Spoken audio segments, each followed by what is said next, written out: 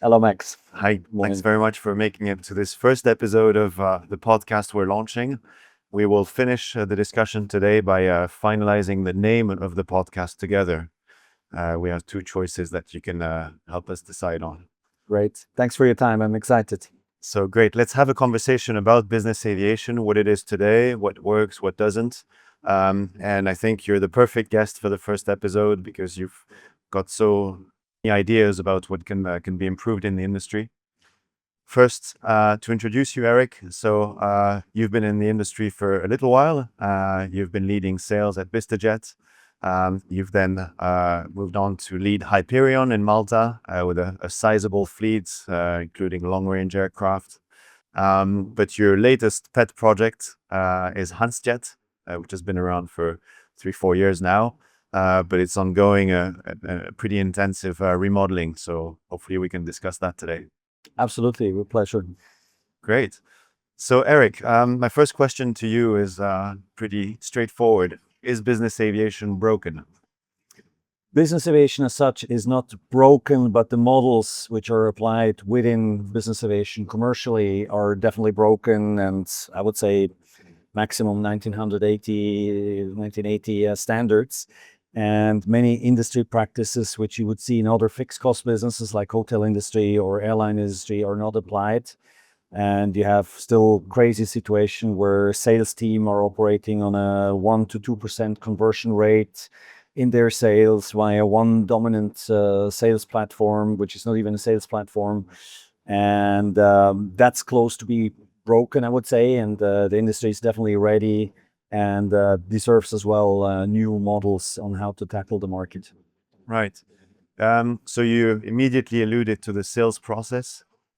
So as you said, there's very low conversion rates in the industry, which means operators put out a lot of quotes for ultimately very few flights that convert. What are the reasons for that? I think the reason is a lack of transparency, respectively intelligence, which both customers, brokers, but as well operators have. So they're tapping in the dark. Finally, you have to pick up the telephone to really get your your data together. And if you have to quote on 300-400 flights a day, that's obviously a lot of telephones to do and a lot of manual labor, behind. And I think that can be definitely changed. The industry is ready for that. And do you think there might be an issue with also the pricing conditions and the cancellation conditions? There seems to be a big variety of contracts out there.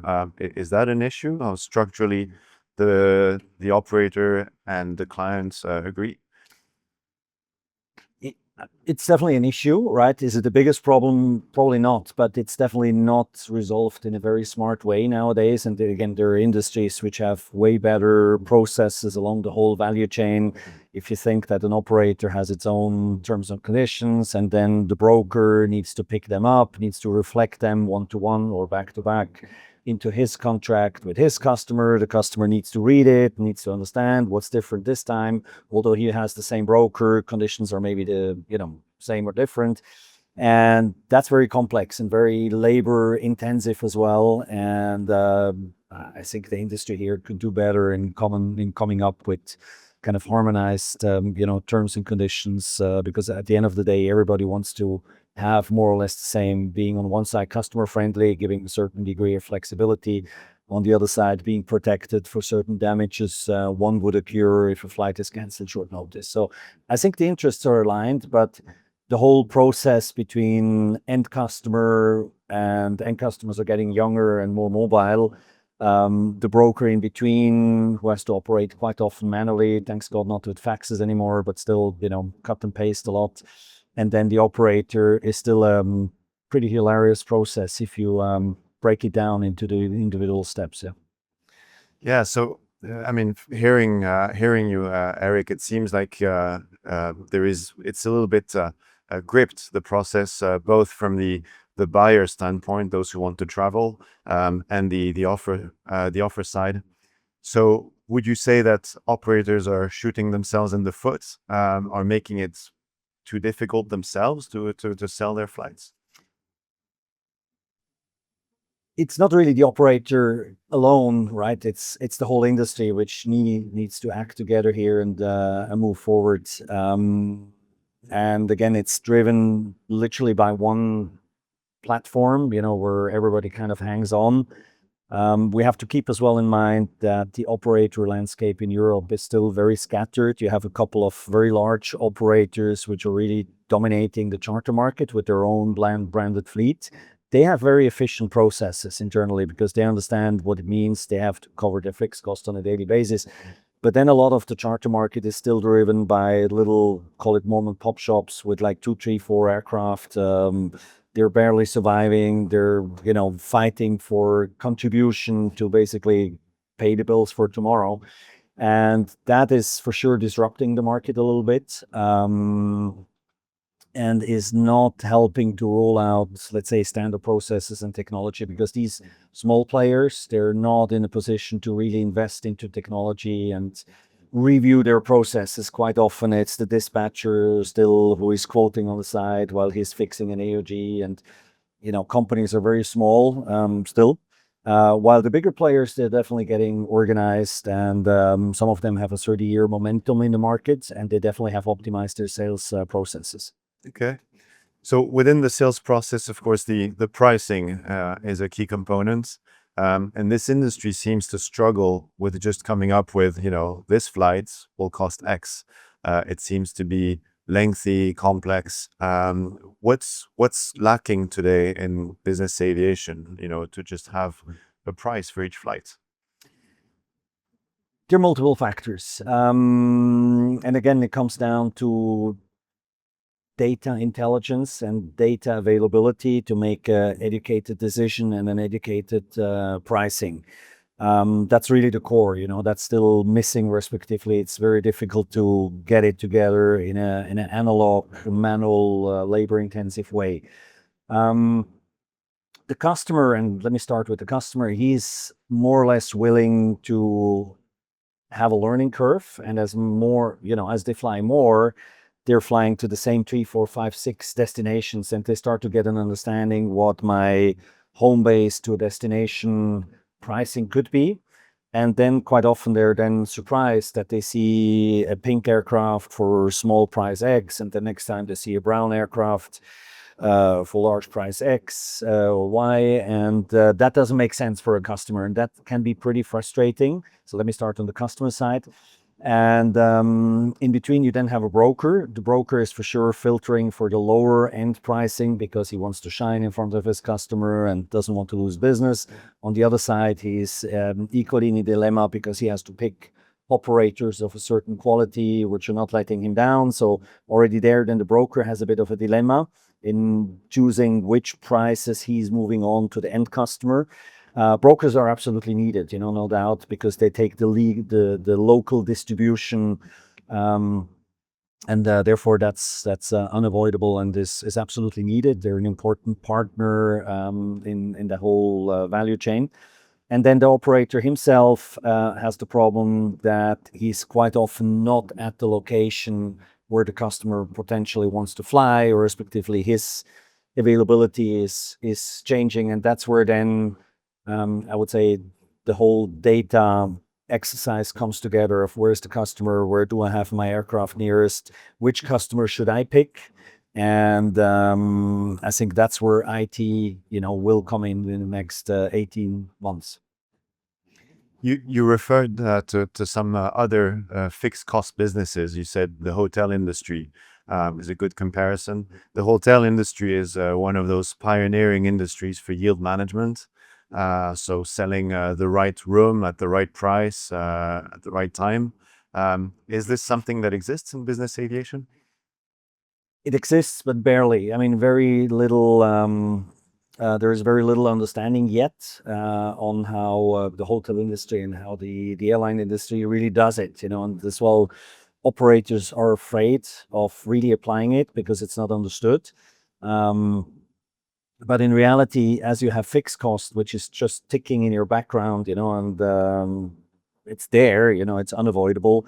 Making sure that you're flying for the right price, matching the demand of the industry is absolutely key. And that's a learning curve business aviation needs to do. It's nothing where you lose, you actually win. And I think the hotel industry or the airline industry have demonstrated that you can sell a seat on a flight for a small amount, while on the same plane you then have a seat suddenly selling 5 times the amount. Same in the hotel industry. They learn what is the occupancy rate of my hotel nearby or in the same city, and how is the market generally doing, etc. That data is available, so they can make, together with their production costs, with their variable costs, they can make an educated decision. Am I desperate, to sell a room, or am I sold out? And I can speculate a little bit on the pricing and go into higher yields. And I think both industry, the hotel industry, but as well the airline industry, demonstrate well that finally it's to the benefit of everybody, right? Because the industry is benefiting in terms of somebody who wants to get a cheaper price knows that they have to book early, right? And they're rewarded with that. And somebody who has to make a last minute decision is understanding today that they have to pay a higher price. I mean, that's something which we see on a daily basis. People paying for flexibility are willing to pay a higher price. So there is nothing wrong with that. And there is nothing wrong with the models. And I can't wait to roll it out in business aviation. Right. Yeah. So Eric, you've got an amazing product that you've been looking after for the last 3-4 years. It's called HansJet. So it's a PC-12 product across Europe. Really well branded. What's going on behind the scenes? What's new? What's special about HansJet, and what do you intend to make of it? What's special about HounceJet is it's a highly branded charter service, so to say, and the last 4 years have been quite successful for us in terms of we were really able to penetrate the European PC-12 market. The PC-12 gained a lot of popularity, I would say, the last 10 years, the last decade in Europe. It's extremely accepted nowadays to fly a single-engine turboprop up to, I would say, 1.5 hours. It's a very cost-effective way to travel, delivering you a lot of room, a lot of space, a lot of comfort on board. So that's widely accepted, and criticism about noise or vibration, which was there, it's not there actually, but people learn that it's not a factor, and has been widely accepted as well. The flexibility that you can take off from a very short runway and get closer to your destination is a huge factor, which contributes. So that's sorted, and that's accepted very well in the market. What we understood is that actually the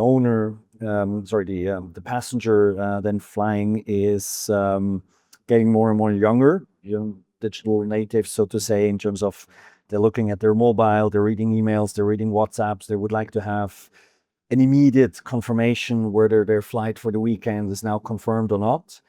And an end customer wants to have what we call a bookable price immediately, right? And with immediately, I mean within an hour or two. Brokers are confirming that we're becoming a broker's favorite, so to say, by having very fast and very speedy offering processes for them, so that it immediately can go back to the customer and say, look, that's what we have. That's important for us, and that's important for the end consumer today. I mean, it's probably the same with everybody, that you're focused on something, you want to have a result, you want to book, and then you want to focus on something else. So that's a key aspect which is not there yet in the industry, and we're delivering that. And I think with the help of IT and bringing demand, supply, and operational aspects together in a perfect way, that will be much easier in the future for the end customer and the broker to have an immediate bookable price. Okay, so it's a new product in terms of its branding, but what's new about HansJet also, as you say, is it's a price that the client will understand and which comes to them as quickly as possible. That's the idea, right? Absolutely. So we have two kinds of customers. We have so-called members, which are enjoying guaranteed availability and occupied hour pricing. So very transparent, A to B, always the same price, no surprises. These are customers flying typically 50 hours, 100 hours a year. That's a very fast-growing segment, which we're enjoying very much. On the other side, we have our roots in the on-demand charter market, right, which is very important for us as well. The broker landscape helping us to distribute these flights locally. That's very important for us, and we recognize both worlds can be combined. That, of course, leads to a lot of empty legs, which need to be sold. And I'm sure we speak about that in a minute. That's one challenge. There have been a lot of attempts in the last 15 years to sell empty legs, which were not really productive. And for us, it's way more into optimizing flights and getting a smart roster together for the plane, which is increasing our operational profitability. I mean, that's important for us. And for the on-demand market, as we said, it's important that they have an immediate bookable price, meaning we have to understand how we can serve that customer over here. Do we take this aircraft or this aircraft? We have to make very quick decisions on how we offer that. Got it.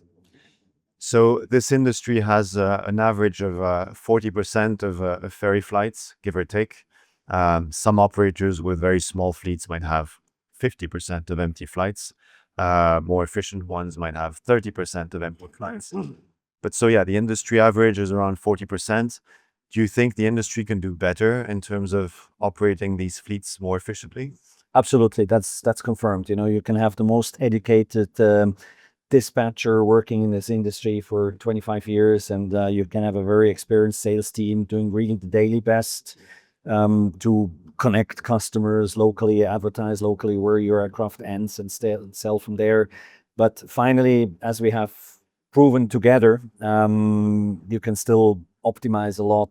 And we have seen, thanks to use of your process and your product, we have seen, I would say, about the 20% increase or respectively decrease of empty legs, meaning a 20% increase in profitability and optimization of such unused sectors. So the beauty when you're in a fixed cost business, as you said earlier, is if you can reduce all of your inefficiencies, then you increase your contribution to these fixed costs. Is that how you look at things? You've got to. Absolutely. Today we're extremely educated, understanding down to the penny what a potential flight is costing.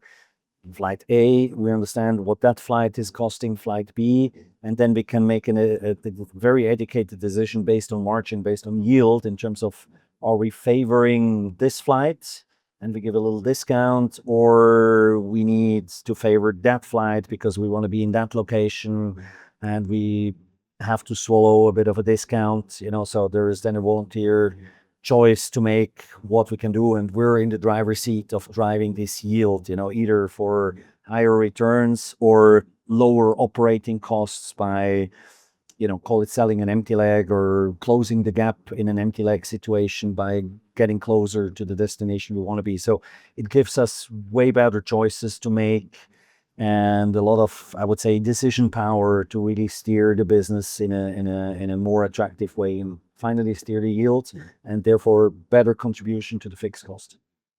Got it. So Eric, you've got a bit of a track record, having led the sales at VistaJet, and then looked after Hyperion with a sizable fleet there, long range included, and now looking after HansJet. Would you say the industry has learned over the years? Is the industry better than it has been, or are we still at point zero? We're not at point zero, but we're still very close to the starting point, unfortunately, or respectively fortunately for us, because we're seeing the impact of that race now going on, and we're well in that race and developing that further on. But the majority of the industry still works extremely old-fashioned, uneducated, and decisions are literally random in the hand of a salesperson while they're making 4 or 5 digits US dollar or euro decisions on a daily basis, which could be optimized. So we're very close still at the starting point in general for the whole industry. I would say ourselves as HansJet, we're already pretty advanced, and the team is understanding what it means. There's a culture around it, which takes time to develop. IT optimization, it's not that you just switch it on and you run it, right? It needs a culture around it and the process around it. That takes time. But I think the industry is now in generally ready to adopt the new methods which are available. All right, Eric, you're the first guest of this podcast series. And so you have a small privilege, which is to decide what it will be called. So we've narrowed it down to two options, which is either Rise Talks or the Rise Lounge. Which one should we use? I like both. I would say Rise Talk fits a bit better because I think there is a lot to talk in the industry, right? And with your experience coming from the business and yeah, call it the business of optimization, the industry has really a lot to optimize, and probably most stakeholders in the industry, from the customer, broker, operator, don't even realize how much could be optimized. So there is a lot of talk needed. So I like the talk. So Eric, indeed, we've been working together for a few months now. Thanks for your trust in Rise and what we do. What's been your experience with the product? The experience has been mind blowing, to be honest. Very positive. It was something which was on our wish list for a while, and it was, trying to decode on what we need to do and to whom we need to go to have an optimizer. I was dealing with that topic a decade before, and it was very difficult. So here came Rise around the corner, so to say, and was rising, and it really helped us dramatically. I mean, already a couple of days after we introduced your product, we saw an immediate impact, which was absolutely astonishing in terms of we thought we're good, but then thanks to your software, we realized we can do much better. And we created a whole culture around that, and has been fantastic experience so far with good results. Well, thanks, Eric, for the feedback. We like to say that technology won't save us. It's technology plus the human using it. So thank you very much for trying it out and for being with us already on board.